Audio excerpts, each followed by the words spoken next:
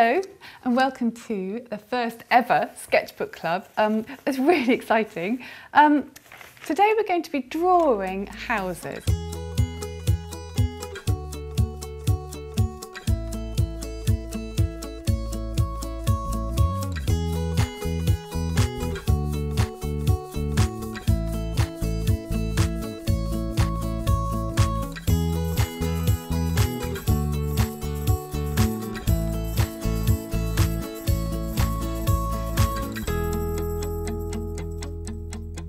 We've got 4 sheets in the downloadables, the whole array of different types of houses. We've got city scenes and big sky-rise buildings here, and chateaux and cottages and follies. And what we're going to do, using the reference, is draw the houses at the bottom of the page, using a pencil first of all, and then going over it in a fine liner pen.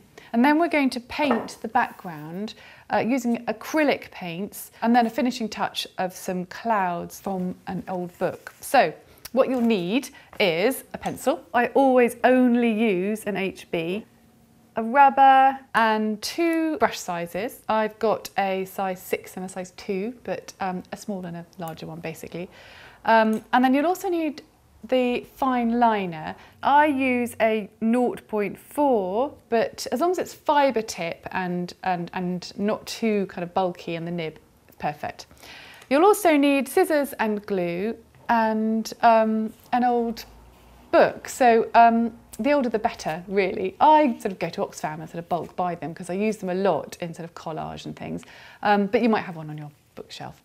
And you'll also need blue, white and yellow acrylic paints. And the reason we use acrylic paints is because they are so lovely to use as a background because they're really matte. It's almost like it's been printed and you don't see any brush strokes, and it's a really wonderful sort of background paint to use, and it's got a lovely sort of matte sort of sheen to it. So the first thing you're going to do, taking quite a sharp pencil, start planning out the page. So think about the composition. So you might want to kind of make it all one height, like this sketchbook, or similarly how I've done on this holiday diary when I went to Amsterdam, and this is where the idea came from. This was drawn literally from a postcard, and I drew a whole load of Amsterdam houses.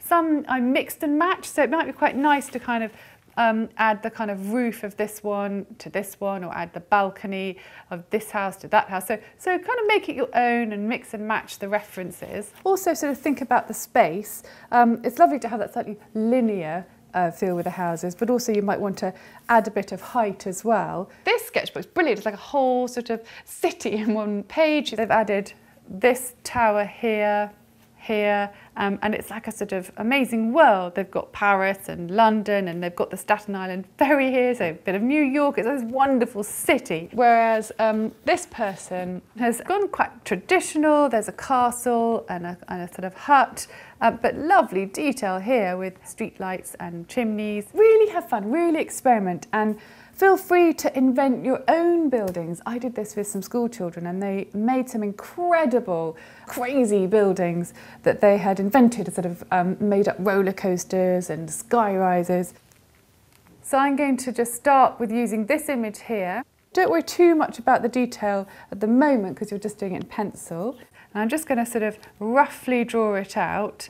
You don't want to spend too much time on the pencil because all the detail is going to be on when you come to using your pen, and just sort of map out your whole drawing. Keep going until you've covered the whole of your sort of base of the double page spread. When you've kind of roughed it out in pencil, don't worry too much because you're going to go over it in pen anyway, so just sort of roughly in pencil. Then take your fine liner, go back to your reference and start to add some detail. It really is the detail that makes this quite special. So like this person has drawn in every single tile and every brick on the chimney. So using your fine liner pen, now you can add the detail. You'll see my roof is stripy, but I'm going to use this roof.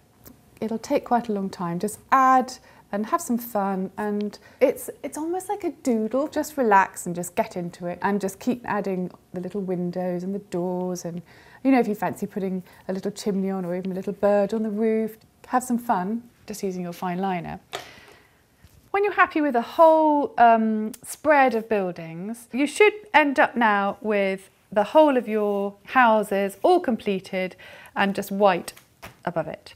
Just rub out the pencil so you don't see it, that's fine, just get rid of the pencil. And you'll be left with this very kind of clean, lovely black and white drawing of all the buildings that you've chosen.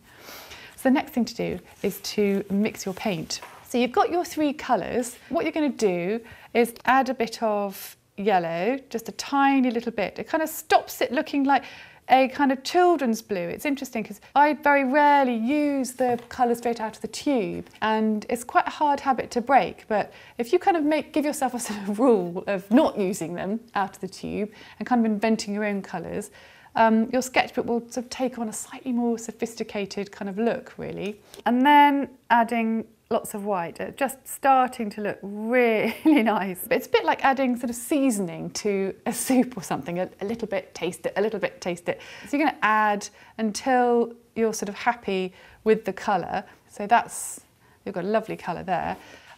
Take your sort of thinner brush and start to go over in the background, just making sure that you don't lose any of that lovely detail that you've drawn on with your black pen.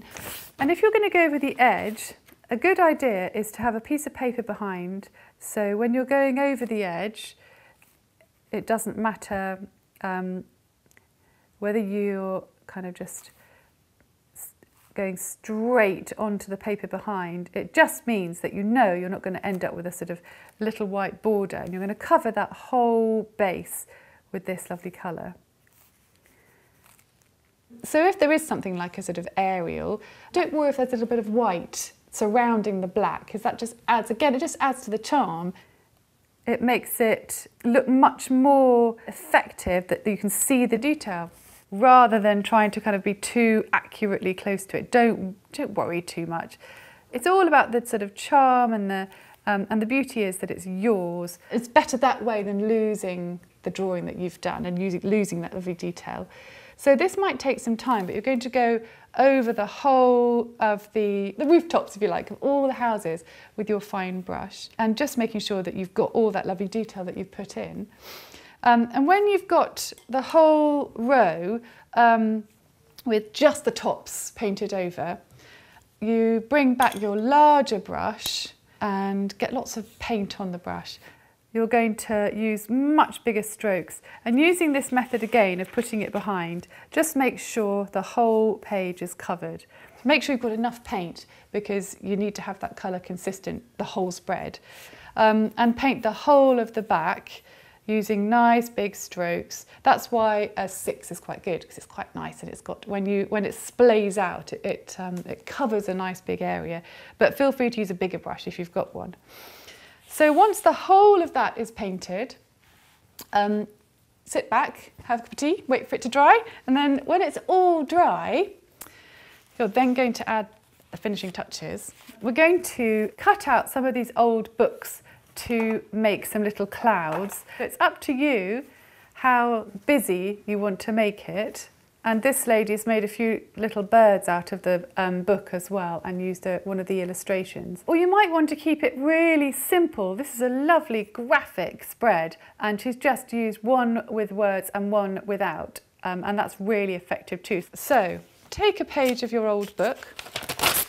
It feels really wrong tearing up books, doesn't it? But you know, it's fine. Choose a really boring book so you're not upset that you're tearing it up. And you don't have to have clouds. I mean, this person's got an aeroplane. And in fact, a nice thing to do is if you tear little tiny bits, and just, so not cutting if it's chimney smoke, it does make a lovely little kind of tuft of smoke if you have got any chimneys. So with the clouds, the trick is, so if that's the side that you like, that's the side, because actually that side's got a drawing on it. On the other side, I'm going to draw a cloud shape on. Taking your scissors, you're going to cut out the cloud shape. Now it seems silly because a cloud is a cloud, but actually it's really useful having that guide there.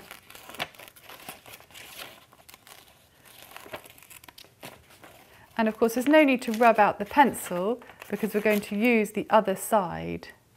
Cut out a few first and pop them around your spread just to kind of play around. And you might think, oh, there's a bit of a gap there, I might put a little one in there. So just have a play. So you might need about sort of 5 or 6 of these little clouds, dot them around, and then when you're happy with them, just glue them on.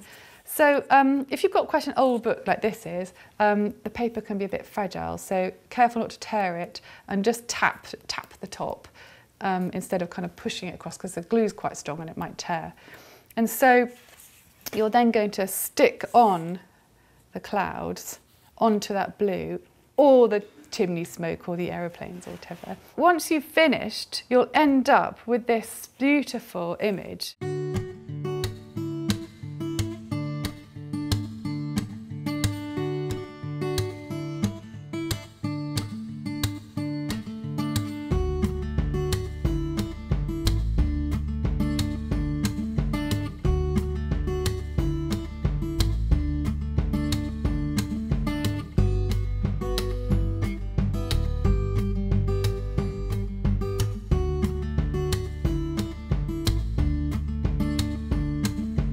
There's a lovely mix of mediums, so you've got your drawing with your pen, this lovely flat blue, really satisfying colour, and then this lovely bit of collage. So if you want to kind of share that and share ideas and show the world, just use the hashtag Sketchbook Club Houses, and then I can see them and everyone else can see them, and yeah, show off what you've done and have some fun.